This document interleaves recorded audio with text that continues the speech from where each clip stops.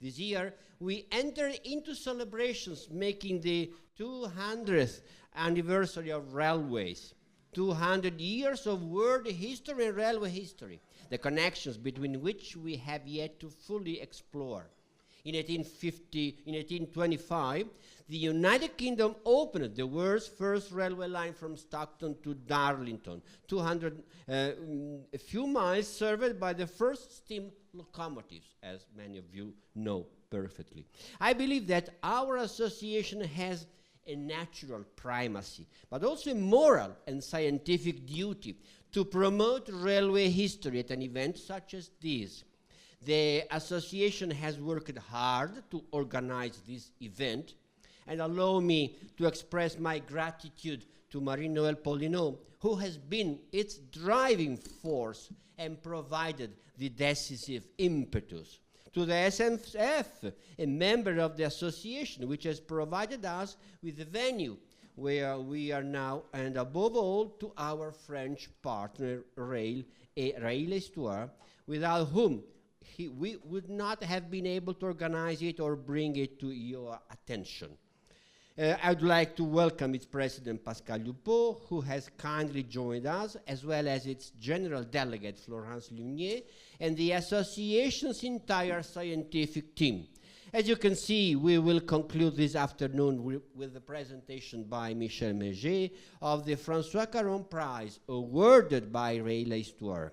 This day in Paris allows us to bring together leading scholars from different countries, with different disciplinary backgrounds and different perspectives on the subject, in the spirit of inclusiveness and the utmost scientific rigor that are the hallmarks of our association, as everyone here today will witness. Of course, we are not going to recount 200 years of complex and multifaceted history that has developed and continues to develop on an European and then global scale. Today, based on these 2 centuries, we want to spark a free and open debate with anyone interested in the history of railways, without any restrictions, as a foretaste of the French celebration in 2027. That is why, over the course of the day, we will cover with our speakers the various themes and stages of this story, each illustrated by a specific case or aspect, from the birth and spread of railways across Europe to the technical profile of lines and rolling stock, to the impact of the economy, to railways in everyday life, ending with a debate on the history and future prospects of railways 2 centuries after their inception. En bref, en français, je souhaite le bienvenue à tous. Je suis Andrea Giuntini, président de l'association. Je suis heureux et fier d'ouvrir le 10e colloque de notre association fondée en 2002, ici même à Paris. Et certains des membres fondateurs sont parmi nous aujourd'hui et je les en remercie. J'ai moi-même eu la chance d'être l'un d'entre eux. Cette année, nous sommes entrés dans la célébration du 2e centenaire des chemins de fer, de 200 ans d'histoire du monde et d'histoire des chemins de fer, dont nous n'avons pas fini d'explorer les relations. En 1825, le Royaume-Uni ouvrait la première ligne ferroviaire au monde, de Stockton à Darlington, desservie par les premières locomotives à vapeur. Je pense que notre association a une primauté naturelle, mais aussi un devoir moral et scientifique dans la promotion de l'histoire ferroviaire à l'occasion d'un événement comme celui-ci. L'association a beaucoup travaillé à l'organisation de cet événement et permettez-moi d'exprimer ma gratitude à Marie-Noëlle Polino qui en était l'âme et a donné l'impulsion décisive. À la SNCF, membre de l'association, qui a mis à notre disposition la salle où nous nous trouvons, et surtout à notre partenaire français Rail Histoire, sans qui nous aurions pu ni l'organiser ni vous faire la connaître. Je salue son président Pascal Lupeau qui a bien voulu nous rejoindre, ainsi que sa déléguée générale Florence Lunier et toute l'équipe scientifique de l'association.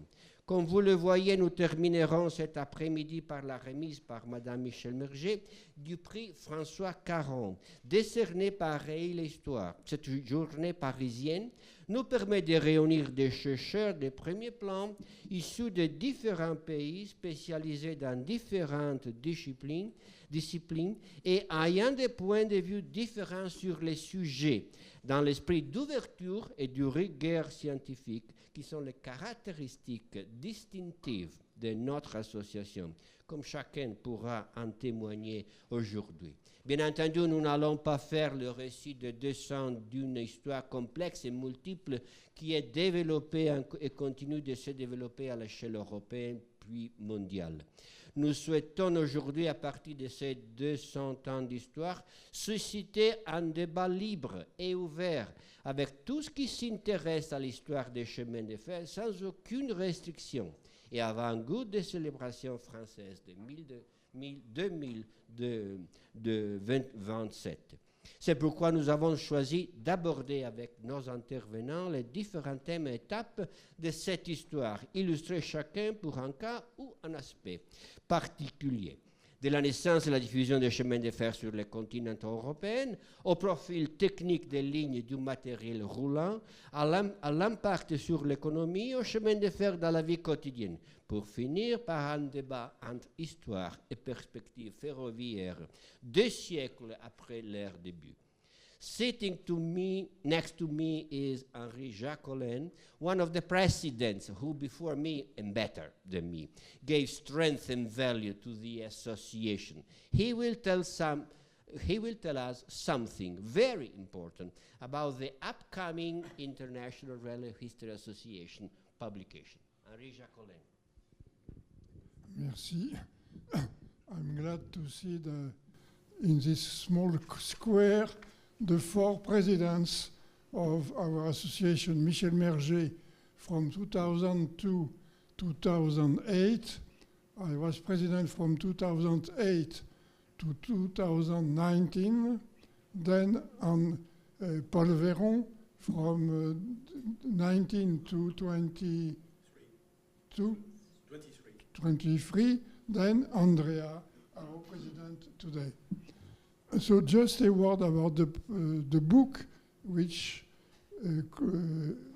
has been published relating the Budapest conference. I was co-editor with Andrea Giuntini. That was a very difficult task, as always, because there is a gap for those who pronounce a speech. Then it is difficult to bring them to put it down on the paper. Then the paper is too long, or the photographs are not adequate, or the maps are obsolete. So that was very difficult, and mail after mail, it was a difficult task to bring each author to reduce, to adapt, to modify, to improve his text. But finally, we achieved this goal, and I'm glad with Andrea that we are able to present you not the book itself, because it did not arrive, but at least the map, the cover of the book. So this book will be followed by part 2, which at the beginning of next year. And we are glad to add this book to the long collection of books which have already been published by our association, starting with the conference which took place in Lisboa in 2004 or 5, I don't remember, on modernization of the railways. So, voilà. This is what I had to say. And thank you, Madame, for your hospitality. Thanks a lot, Harry. I now give the word to Florence Brachet Champsaur, Director of Heritage, Culture and Memory Policies at SNCF. Thank you so much, Andrea. Dear colleagues and dear friends, it's a great pleasure for me to welcome you here today at SNCF in Paris for this annual conference of the International Railway History Association, and the first held in France in 2002, if I understood well. As you know, SNCF has supported the association since its foundation, and we are proud to contribute to your efforts to promote railway history in a comparative and international perspective. Let me first extend our warmest greetings to all of you who have gathered here to reflect together on the birth and evolution of European railways, historical issues and lessons for today. 2 centuries ago, in 1825, the world's first public railway line opened between the British towns of Stockton and Darlington. This anniversary, celebrated across the UK throughout 2025, reminds us how deeply that first journey transformed the modern world. As we prepare to celebrate 200 years of railways in France in 2027, we thought it was the right moment to host this symposium. Why 2027? So I hope it, yeah. And what does it mean also to celebrate such a birthday? In June 1827, the first railway line in continental Europe was opened in France. It connected the coal mines near Saint-Étienne to the banks of the river Loire, where coal could be then transported by boat. At that time, moving coal at an affordable price was key to industrial growth. Inspired by what they had seen in England, several French engineers began to promote the railway as an efficient and innovative solution for industrial transport. Among them was Louis-Antoine Bonnier, a mining engineer who brought this vision to life. He oversaw the construction of an 18-kilometer line linking the Saint-Étienne coal fields to Andrézieux, the point on the Loire where navigation resumed. This pioneering infrastructure marked the birth of the railway in France. Conceived and financed by industrialists, it would not carry passengers until 5 years later and the extension to Lyon. By choosing 1827 as a starting point of France's railway history, we acknowledge that our story began with animal traction and with the transport of goods rather than passengers. This perspective reflects a renewed historiography of the Industrial Revolution, following historians like François Jarige, who re-examine the crucial role of animal energy in early industrial societies. Before steam power became dominant, the so-called animal engine, thanks to its low-cost flexibility and simplicity, remained essential.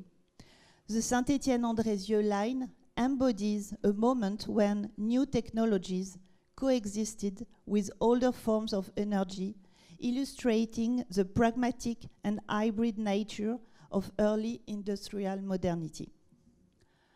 Celebrating an anniversary is never just about looking back. It's an opportunity to understand how past innovations continue to shape our present and to inspire our future. In that sense, railway history is also an act of collective memory, helping us recognize the long-term forces that have transformed our societies and landscapes.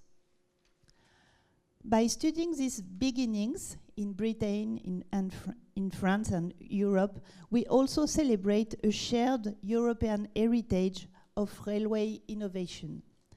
Throughout this conference, we will explore how the British model inspired continental Europe, how each country adapted railway technology to its own needs, and how the railway evolved from a technical system into a social and cultural phenomenon.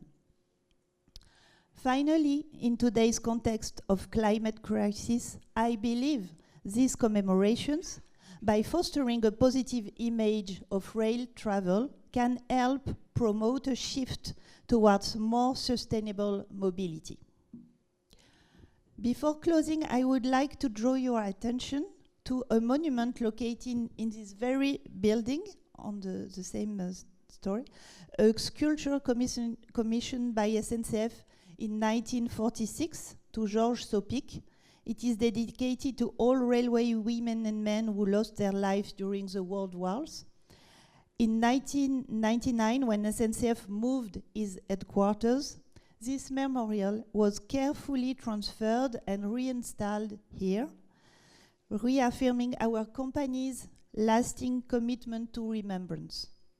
It stands as a tribute to nearly 20,000 railway workers who fell in those conflicts.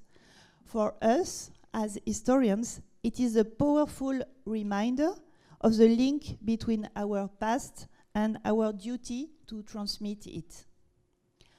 On behalf of SNCF, I would like to thank the IRHA, its president, Andrea Giuntini, our French partner, Rail Histoire, and its president, Pascal Lupeau, and all the speakers contributing to this day of discussion.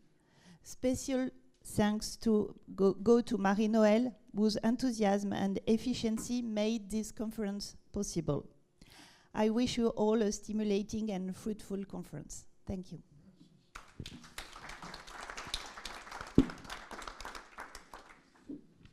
I thank so much our speakers. I think that we can begin our work. So we'll leave the table and we begin the first session of the conference. Thanks a lot.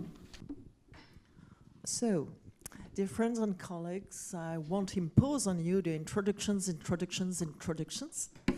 I just want to settle a bit the frame of our one-day conference.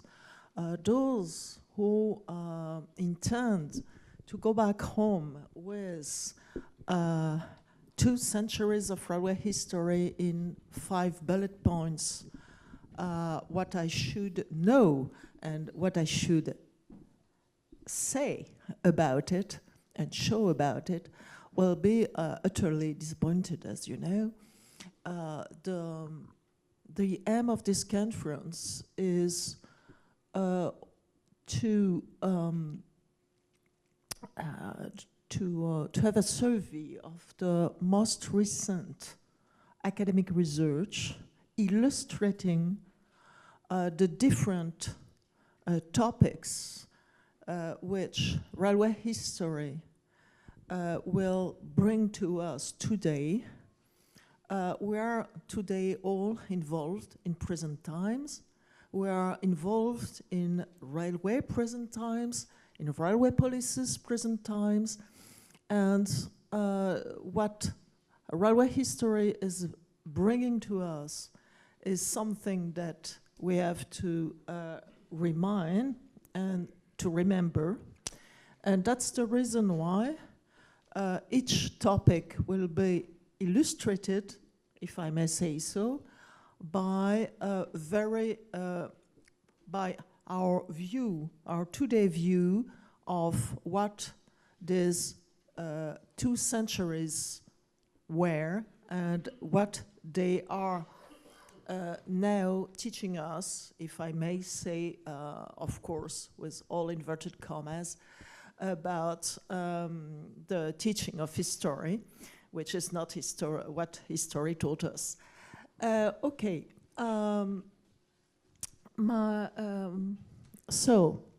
Dr. Turner, the floor is yours, which you will tell us how and why the UK gave birth to the railway. That's certainly something important from a special point of view. And we have to remember, listening to both papers, about what an anniversary is meaning for us and how we can find some food for thought in this anniversary. Thank you. Hello, everybody. Is that on? Yeah. Thank you very much. Thank you for inviting me. It's an honour to be here, and I'm really happy to be here. So there is a story that's kind of repeatedly told of the railway's great triumph. The innovation forged in Britain and predominantly in the northeast of England in the 19th century and building on over a century of technological development burst forth onto the scene in 1825, headed by George Stephenson. The Stockton and Darlington Railway was kind of a proof of concept for the large-scale railway and inaugurated a period of development bookended by the Liverpool-Manchester Railway's opening in 1830. This rounded off the start of the modern railway. Indeed, the historical narrative is that the railways were produced by great engineers, George and Robert Stephenson, Isambard King de Brunel, backed by inspired financiers such as Quaker bankers, the Peases and the Backhouses of the northeast of England. The story has a powerful resonance for many, especially in Britain, where a lot of people in Britain believe the railways were the nation's greatest achievement, its gift to the world. Yet, like every narrative a nation tells about itself, more is forgotten than is remembered.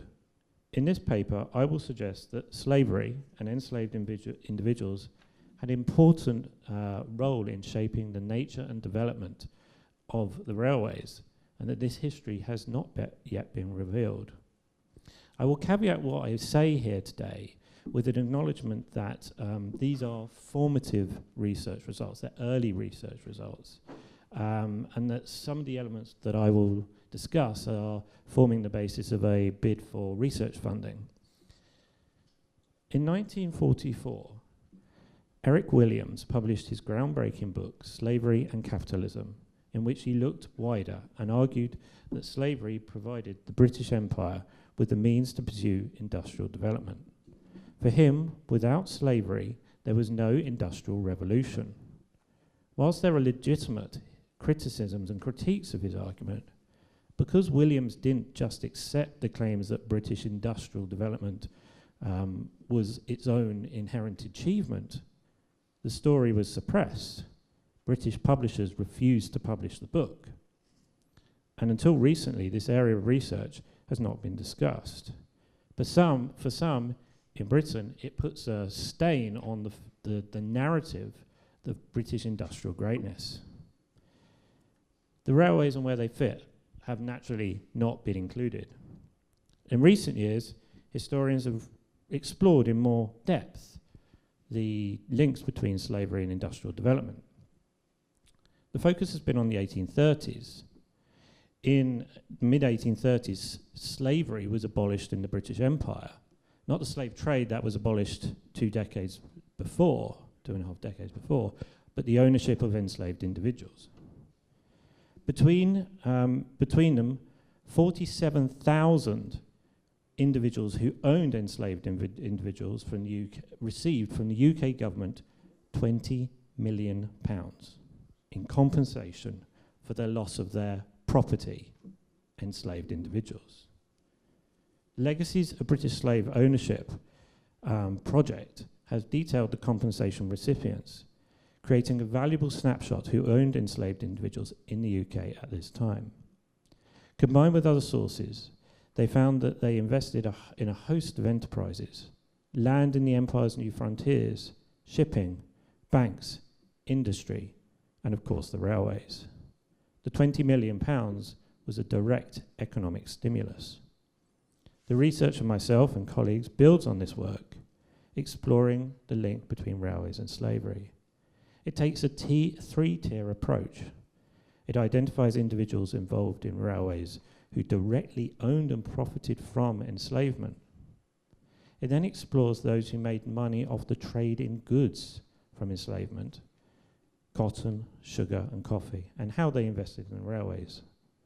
Finally, it considers the transfer of managerial and administrative knowledge from the slave economy to the railways. For me, though, I think the most important facet of the research is that it brings into focus the important role of those traditionally silenced in British industrial history, enslaved individuals who toiled, lived, and died in horrendous conditions, and how they made a contribution to building UK's industrial development that we feel today.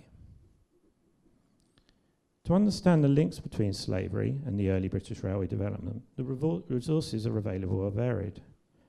Principally, the digitised records. So at the bottom, we've got some of the digitised records of compensation. So you can see, 22nd of February 1836, John Gladstone and Davy Robertson received £4,000 in compensation for 231 slaves.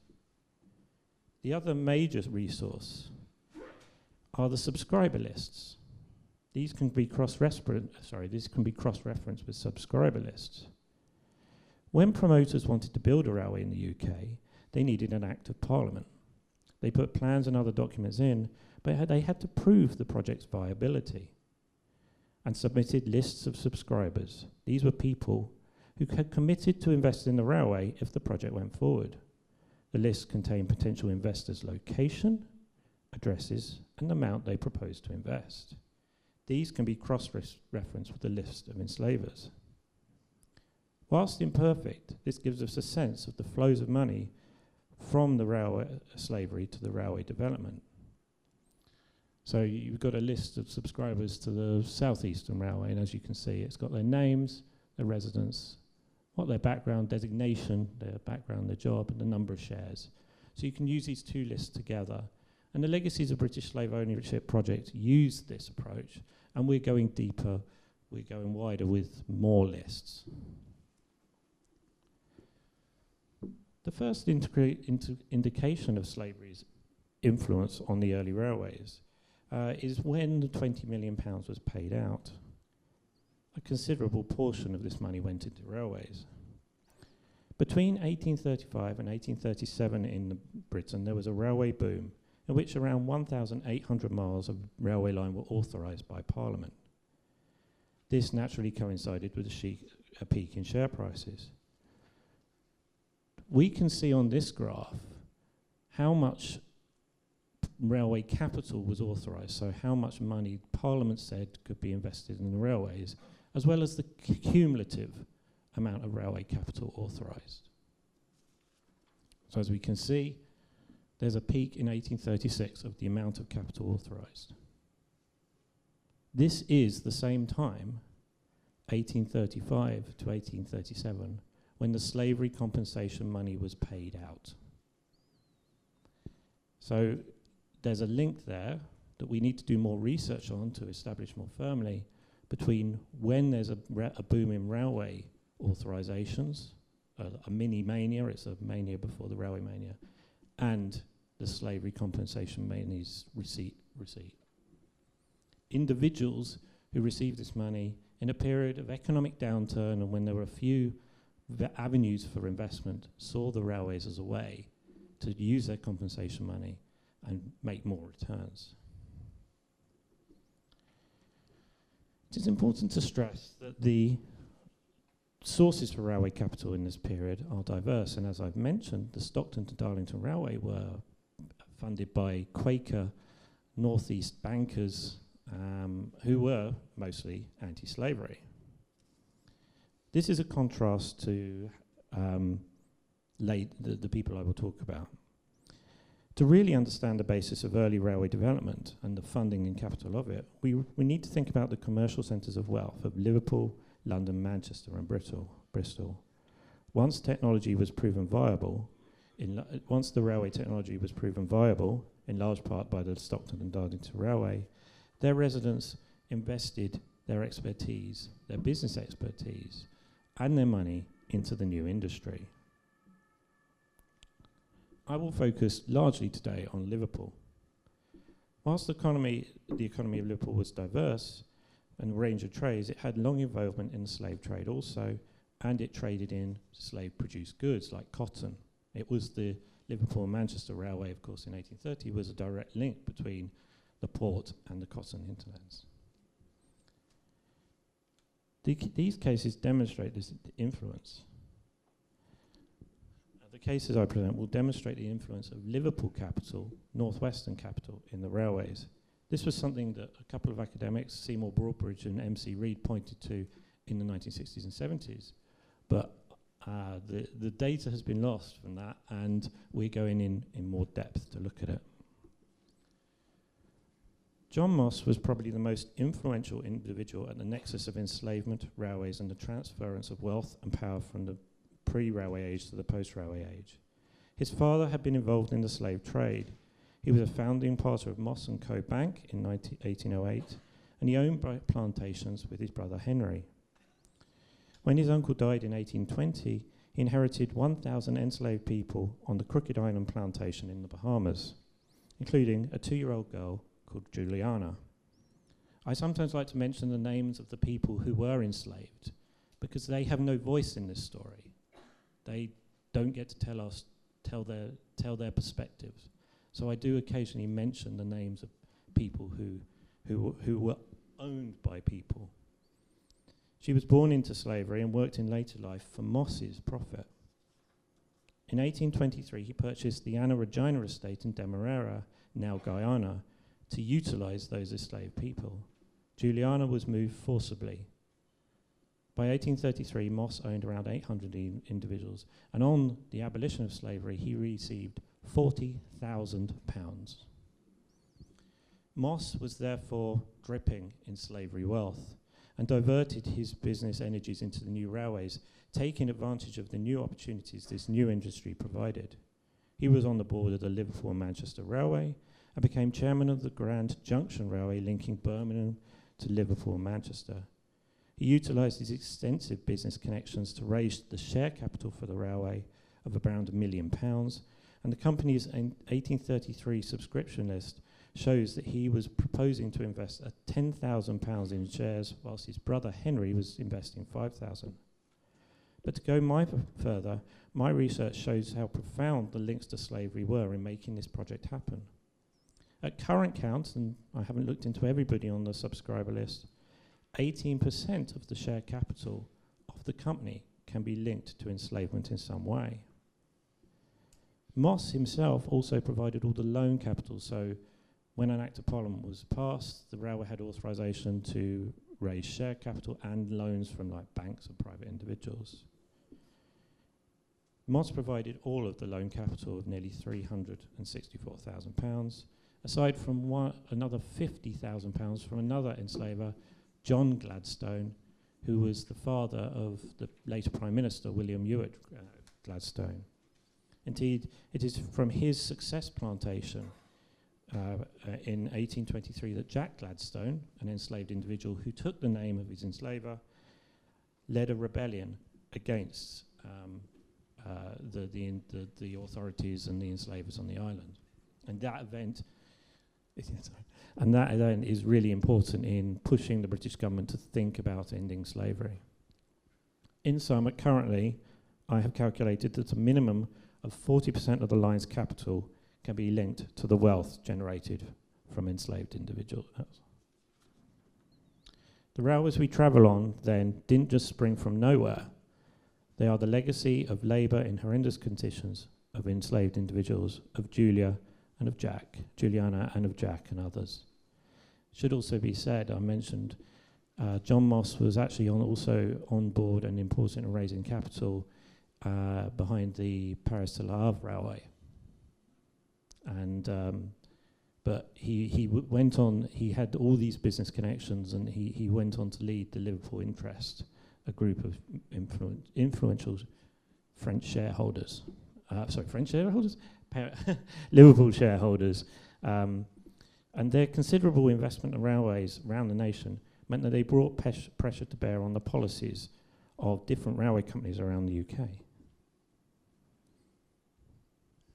The Le Bon Intention plantation in Guyana was owned by the Bentniks of the Netherlands. Various individuals here took part in the 1823 rebellion. A couple were executed, others were sentenced to death and had their sentences commuted, but then went back to work for their owners. Their labour went on to fund the railway.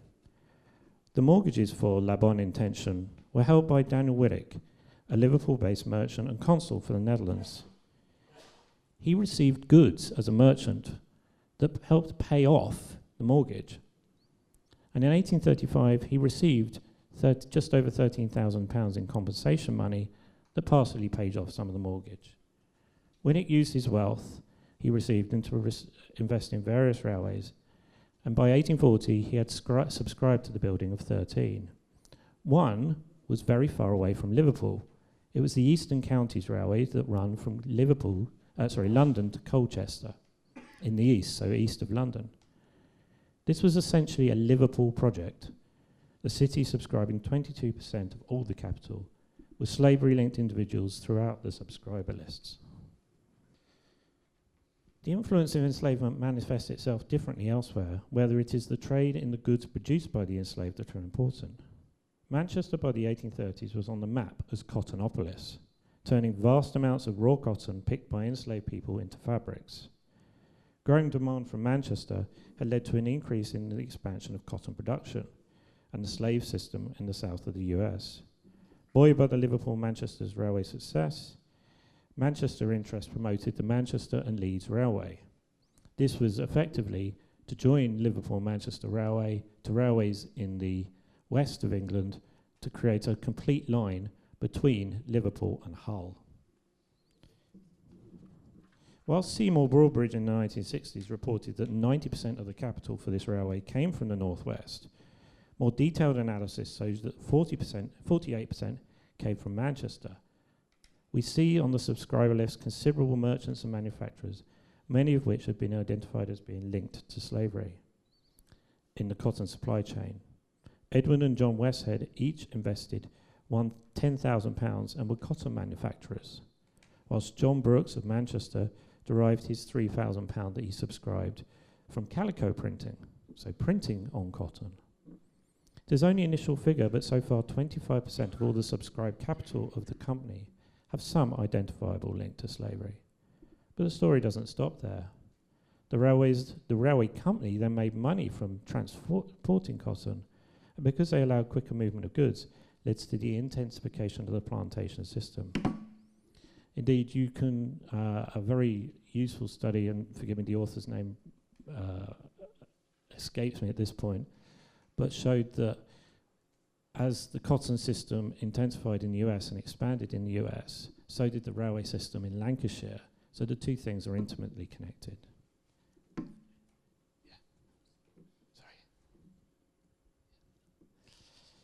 The last link between enslavement and the railways were managerial. The railways have been held up as the first modern business, but as Bill Cook and Caitlin Rosenthal have argued, plantations worked by enslaved people were significant early exemplars of similar management practices. Absentee plantation owners meant separation of ownership and control. There was hierarchies and division of labour. So did slavery practices move from plantation economy to enslavement, from the plantation economy to the railways? This is, I realise I'm running out of time. So this is Charles Saunders. He and his family were involved in the Mauritian trade, and if you're in Mauritian business, you're essentially dealing with sugar picked by enslaved peoples. He is the premier, his family is the premier leading family importing goods from Mauritius in London by the 1820s, and he goes bankrupt for some reason and then reinvents himself as a railway administrator, but he was involved in plantation management. So there's a possibility of some transference of knowledge and acumen, and indeed his obituary says that his early mercantile business activities made him a good railway administrator. The final thing I'm going to say is that I've been plotting in 1841 the directors of British railway companies. 474 individuals holding 513 posts on railway company boards. 43 of the directors I've identified directly profited from enslavement, with 32 individuals holding, sorry, that's an incorrect slide, but 32 individuals holding 35 posts were in the supply chain for cotton. The chap in the centre is Theodore Woolman Rathbone. He's from the Rathbone family of cotton merchants and brokers, and he was on the board of 5 railway companies. So he was trading in cotton and taking that money and investing it in railways. And being on the board, but also, interestingly, the Rathbone family were nonconformist Quakers who believed in anti-slavery actions. So to conclude,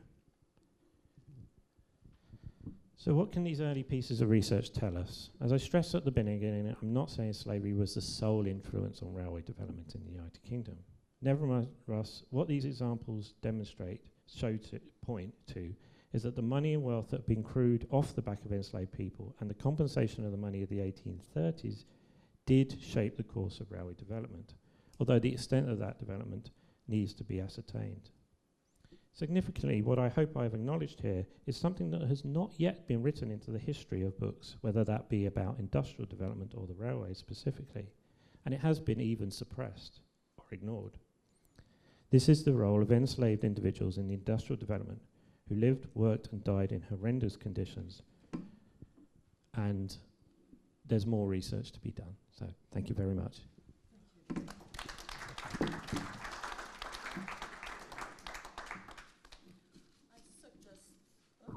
I suggest you keep all your questions, which are now boiling, for the end of the session, which will continue with Giulio's paper. Do you hear me? Okay. Thank you, Marie-Noëlle. Thank you. And yeah. Thank you. Good morning, everyone. Thank you for this opportunity to contribute to this session. And today I would like to focus on how railways developed in the Kingdom of Sardinia before 1861, a period when the Italian peninsula was still politically fragmented and economically diverse. My aim is to explore how in one of Italy's pre-unitary states, railway planning was shaped by both domestic political goals and international influences, especially financial ones. In doing so, I want to underline that the Kingdom of Sardinia pushed a transnational ambition towards the other European countries in its infrastructure policy, even before, as I said, the emergence of a unified Italian state. And this presentation today is based on the work of key scholars, in particular Michel Merger and Stefano Maggi, professor, and others who have significantly contributed to the historical analysis of railway development in Italy and Europe. So thank you. Okay. In the decades when Britain and parts of continental Europe were building their first railway systems and network, the Italian peninsula was divided into several independent states. The papacy, the kingdom of two Sicilies in the southern part of Italy, the Grand Duchy of Tuscany, and of course the Kingdom of Sardinia, with its peninsular territories of Piedmont, Genoa, and also Savoy and Nice, now in France, and moreover the Pianura Padana, so the Lombard and the Venetian regions were under the direct control of the Austrian Habsburg Empire, as well as other small states were under the indirect Austrian influence, Modena, Parma. In that period, there was no coordinated economic area and no customs union, like the Zollverein in the German area, for example. Nonetheless, the Kingdom of Sardinia, with its strategic position, geographic position between Central Europe and the Mediterranean, began to think about the railway not only as a domestic investment, but also as an international economic opportunity. From the late 1840s onward, the Kingdom of Sardinia so became to project a relative coherent railway networks, at least one of the most structured in the pre-unitary Italian context. Among the main routes completed before the Italian unification, we can mention, for example, the Turin-Moncalieri line, that was the first one inaugurated in 1848, and also the Turin-Genoa line, opened in 1853, linking the capital state with the main port, Genoa, and also other corridors towards the Lombard border, so to the towards the Austrian Empire, and also reaching the borders of Parma and Switzerland, but we will see later. In terms of management, the Sardinian approach adopted a mixed model.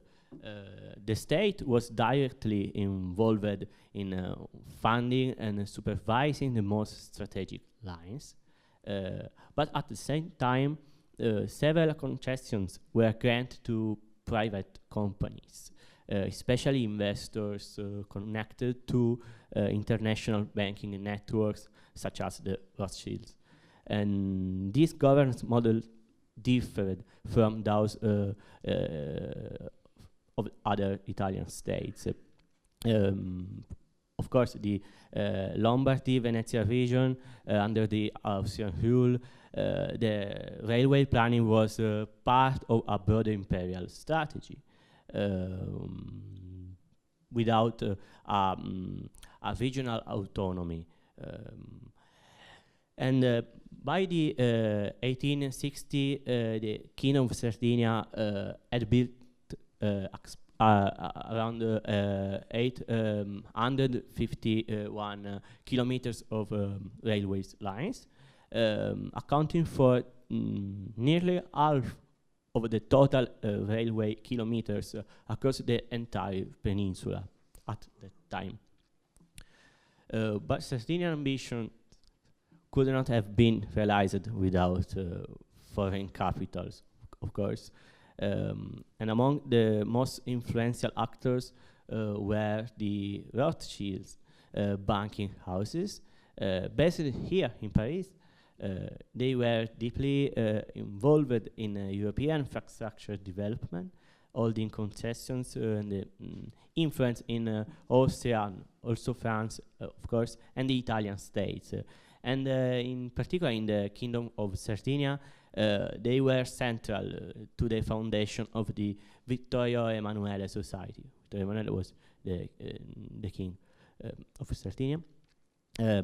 So the Vittorio Emanuele Society was a semi-private company created in 1853 to oversee the construction and the management of railway infrastructure, in particular in the Savoy region. The Rothschild investment illustrates more than a financial support, of course, because it shows how investment and decision shaped route selection and political alliances and even technical choices. And the interests of the state and of private capital were aligned in a strategic moment, especially regarding the long-term profitability versus national control. But the main point is regarding the transnational connection. As you know, Alps is a difficult geographic barrier, okay?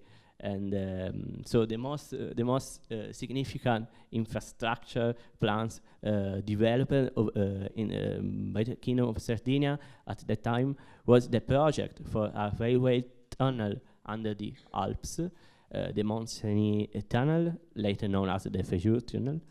The construction took shape in the mid-1850s within the political context of Cavour's economic and development and diplomatic agenda, and was publicly supported in Parliament, the subalpine Parliament in Turin, from 1857 onward. And the proposal aimed at linking Modane and Bardonecchia, creating a railway corridor between Piedmont and Savoy, at a time when most Alpine crossings were still seasonal or inaccessible to rail transport. And from a technical point of view, the project marked a turning point. The engineering team, in particular Sommelier, Gattoni, and Gandis, adopted the compressed air drilling technology, and which was still experimental, of course, but eliminated the need for vertical ventilation shafts. And the method allowed excavation to proceed simultaneously from both ends of the tunnel, and the work progressed slowly initially, with frequent delays and changes in political circumstances. For example, the cession of Savoy and also Nice to France in 1860, which transformed in this way the tunnel into an international project, international connection. Therefore, French financial support was formalized 2 years later, and the tunnel was completed in 1871, just 10 years after the Italian political unifications, and 1 year later the collapse of the Second Empire in France. In this way, the Mont-Cenis project should be read not as a purely national or technological achievement, but as part of a broader transnational infrastructure dynamic, reflecting the ambition of in this case, a pre-unitary state, so a small state, to position itself within the European trade routes, financing this cross-border connection. And especially between, of course, Turin and Paris, but also later after the unification between Swiss and German markets with the San Gottardo tunnel, for example. So, just the last slide, okay. To conclude, this case illustrated how railway infrastructure could emerge as both internal policy and an instrument for transnational orientation, and it relied, of course, on foreign capital. Also later, also the other Italian state, and it anticipated future Transalpine corridor, even if the Austrian Brenner corridor was inaugurated before, but without any tunnel, and now they are working on a very important work. And this sense, what we can say, the Sardinian experience helps us understanding how even within a fragmented political context, no, like the Italian one, that we, in such a way, we can compare it to the German one. Infrastructure investment could reflect long-term logics of territorial construction, international connectivity in economic terms, that in this case only later would be absorbed by the national framework of the unitary Italian state. So I conclude here. Thank you all. Thank you.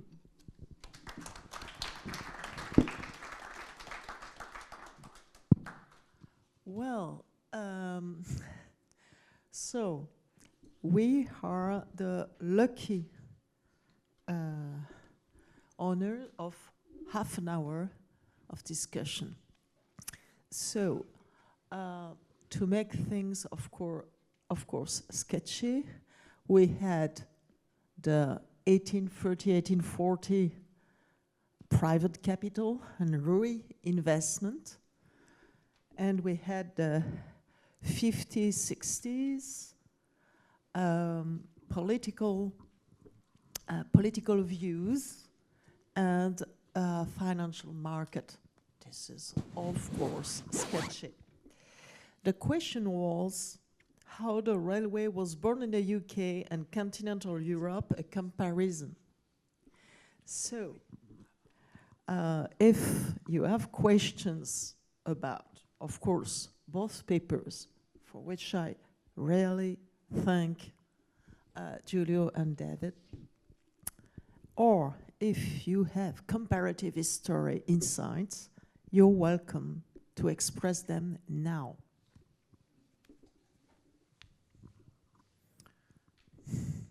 We have 3 questions, Paul, Ralph, and Laurent. Thank you, Sylvain. Yeah, Paul Véron, thank you very much for both presentations. My question is to David Turner. After your presentation, can we say that without the money, without the investments from slavery, Great Britain would not have been the first country developing railways? That's a big question. That's a big question. I honestly don't have an answer for you fully yet, because this is research. We are colleagues, myself at Leeds and Sheffield are, as I said, trying to put in a bid. I don't know, because the genesis of the railway is very much the technology is in northeast mining communities, the wagon ways of the previous, of steam engine development. I think also Liverpool, London, Bristol, slave goods and slavery wasn't the only trade, they were the only business. The most I'm sort of kind of willing to say is one of the things that marks out as Liverpool capital particularly is very important in propelling railways UK-wide. Manchester gets involved a bit later, London and Bristol, of course, the Great Western Railway in Isambard Kingdom are now. So what I'm probably the most I'm going to say is I think it probably would have taken a different course or maybe come a bit later, but I can't say that for certain, and I kind of wouldn't like to be so firm on such a macro question, but I think maybe the timing is probably the key thing, because and the government's injection of 20 million pounds into the economy. Not all of it went into railways, but you know, it did propel, I'm pretty sure. The Times are quite clear, it kind of propels that share boom, that investment boom in the late 1830s. So maybe the timing is the issue.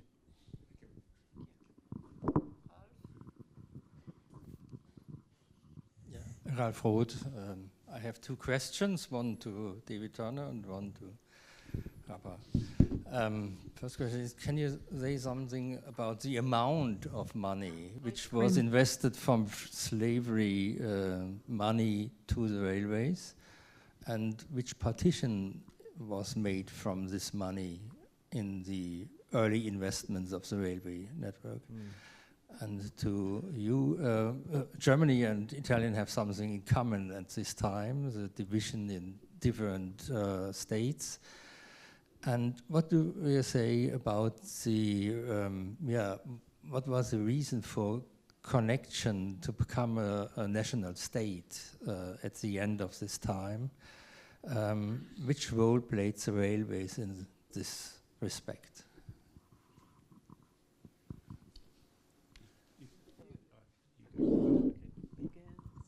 Okay, thank you. Thank you for this question. Well, this proposal, if I say, was born thanks to a conversation in Lucca with Michel. think about how to consider the role of railway before the Italian unification. And actually, I wanted to explore all the Italian state context, but we reasoned about that it was best to focus on the Kingdom of Sardinia, because as the main characteristics to develop a real railway network domestically, and also the intention, the ambition to connect the railways to other countries, France, et al. While the other states, the Italian state, both for the geographic position, I mean, the Kingdom of Sicily is not connected to other foreign states, and so the role of the railways to the political one was at that time maybe in the political discourses. Cavour wrote a lot of pamphlets. I mean, think about the political unification, maybe after the economic unification through railways connection and networks, economic networks. But like in Germany, there was the Zollverein, led by the Prussia. Of course, in Italy there was no military and self-state. Maybe the Kingdom of Sardinia, but there was the Austrian important presence in Milan, in Lombardy, in the north part of Italy, and also the Austrian influence in the Parma, Modena, also in Tuscany, was so strong, and in such a way divided Kingdom of Sardinia to the other Italian states. Until the Italian unification, the role of railways was mainly in the political arguments, and then after the Italian unification, there were built the main north-south routes. So I hope I replied. Yeah. The sort of amount, the partition, it's so the problem with the subscriber lists is that they are before the line is authorized. So some of those people illegally changed something. They got something to say, I've subscribed to the railway, and then they sold that. They weren't supposed to, but they did. Also, the shareholdings change, of course, once the railway is authorized. So they're not perfect. So it's quite hard. I think in the lines we have information on and the subscriber lists, so the Manchester release, I've identified 25% of those people had a link to the cotton industry. Now on those lists, people self-identify. It can say merchant, so it might be a merchant in cotton. In Liverpool, it might say merchant, and they might trade in cotton, but one day they might trade in stone or coal or whatever. So it's very hard to get an accurate read. But as I said, the Grand Junction, I've identified 40% of the people of the capital people invest committed. So it's very hard, and it's dependent on geography. So it's work in progress. Laurent?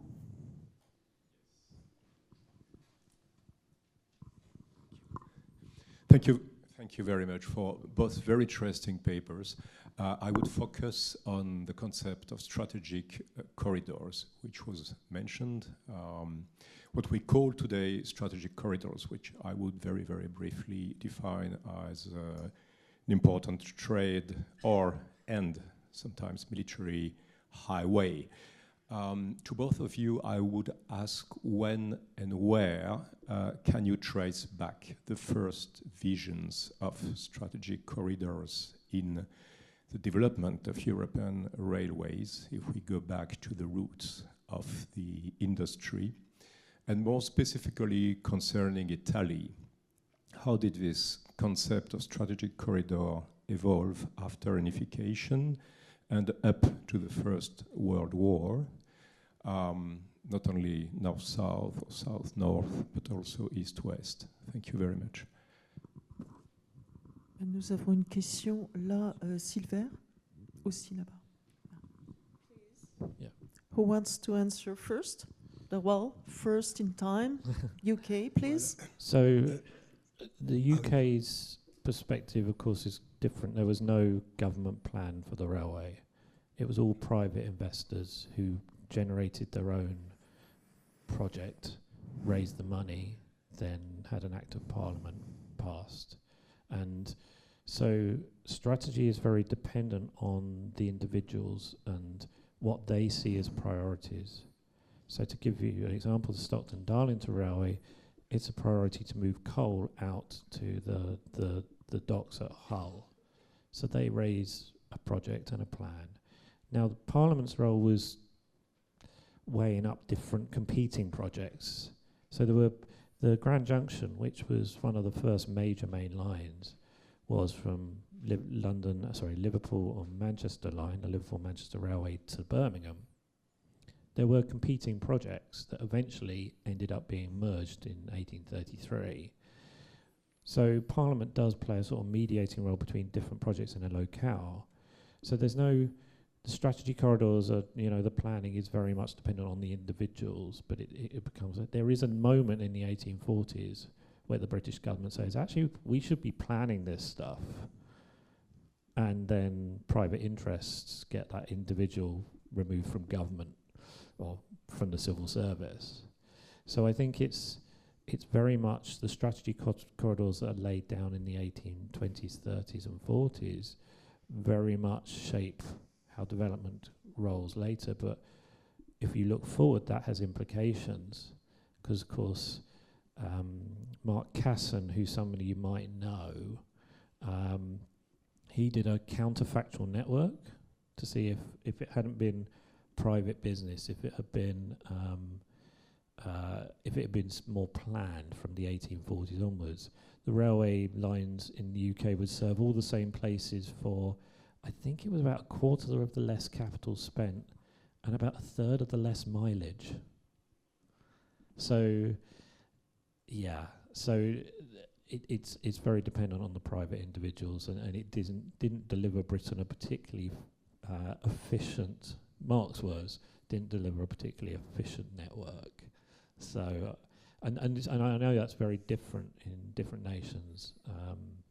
And when I was teaching this, I would say, well, Belgium is very different, because of course Belgium own and run all their own railways from the outset, because it's a strategic military, and it's surrounded by other countries. It's a new country, so yeah. So we have capitalism, policies, politics, and military. We're getting to the core of it. Your answer. Yeah.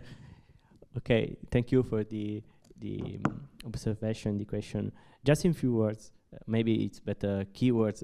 In the Italian states before the unification, maybe also later, maybe also now, no resources and money to build a railway connection. Okay, so foreign capital was so important, and considering the strategic corridor, maybe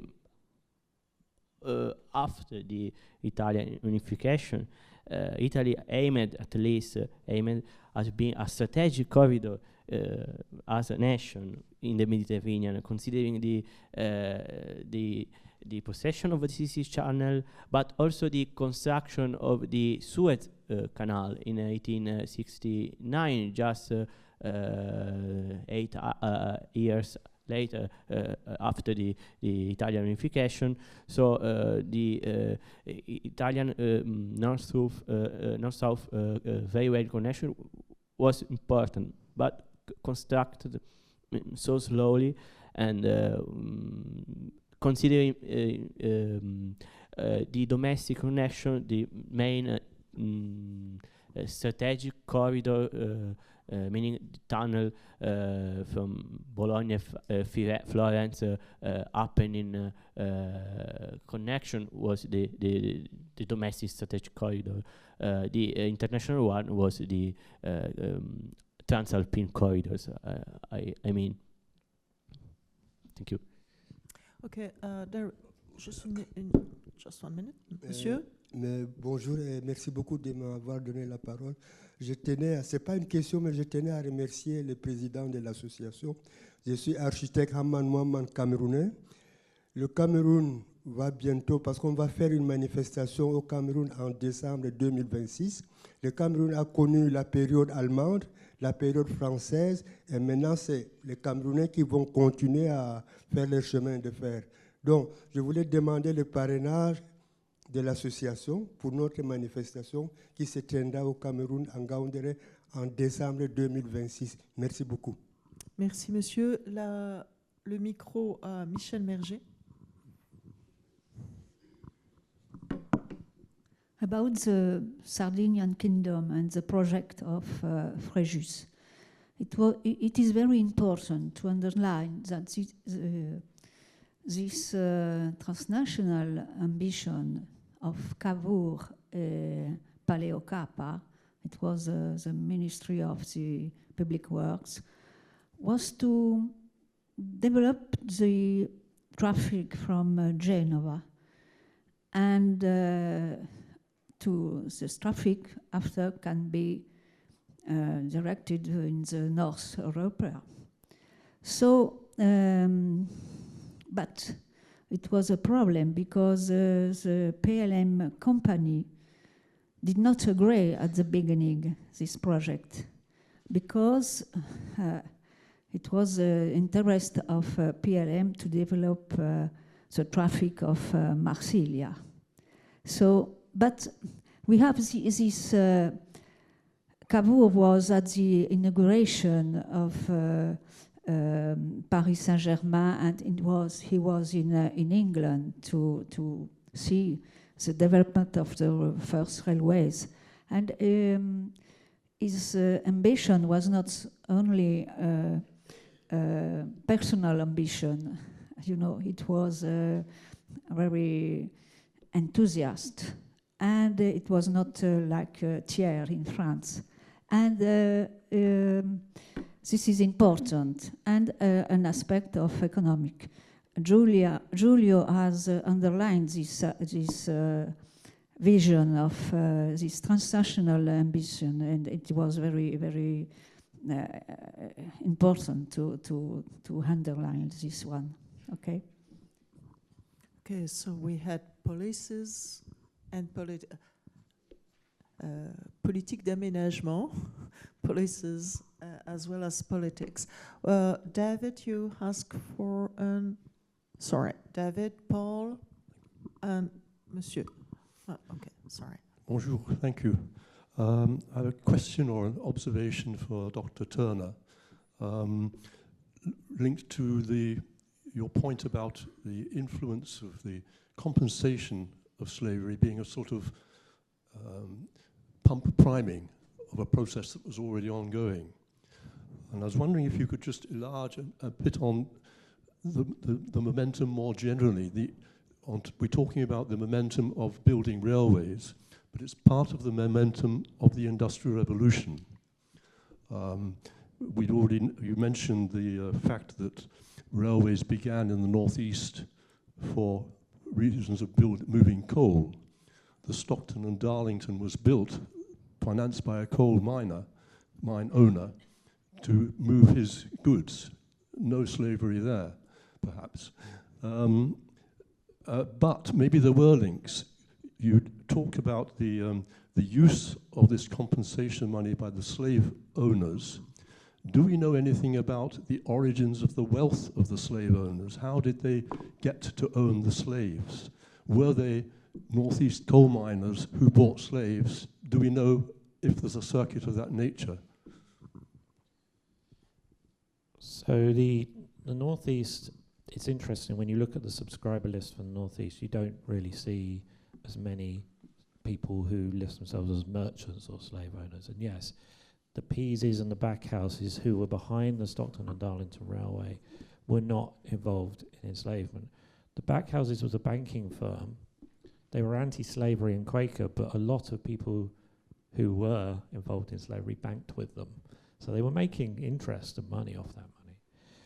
But if we look at a lot of the investment, MC Reed works and Seymour Broadbridge work, which is much more high level, identified that actually the majority, or a very large proportion of the capital behind many of the early mainline railways, like Liverpool, Manchester, London and Birmingham, you know, the ones that are trunk routes, because Stockton Darlington wasn't a trunk route, really. But a lot of the money behind those routes came from London, Bristol and Liverpool. A lot of those people who were receiving compensation and a lot of the people in their wider business networks in Liverpool, Bristol and London were linked to slavery. That could be directly, or it could be degrees apart. It could be, I'll give you an example. In Birmingham, so it's not really from where capital came for both the trunk lines going north and south, you have people who were sent out goods to plantations, chains, shackles. So it's quite difficult to get a perfect read on it, but a lot of, and we, as I say, we're working at, but it's getting, the northeast provides some, but it's the northwest and those major capital centres that really provide a lot of the money.